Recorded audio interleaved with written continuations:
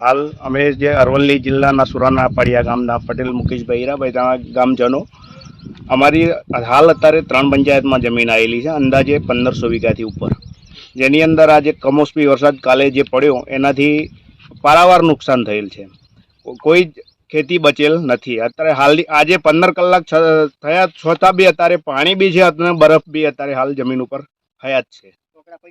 અત્યારે ગોગડા બી હયાત છે અને ખેડૂતોને પૂરેપૂરે 100% નુકસાન છે. અત્યારે શું માંગણી છે? અમને સરકારે એના સહાય આપે એવી અમે ખેડૂત તરફથી ગામ તરફથી ભલામણ કરીએ છીએ.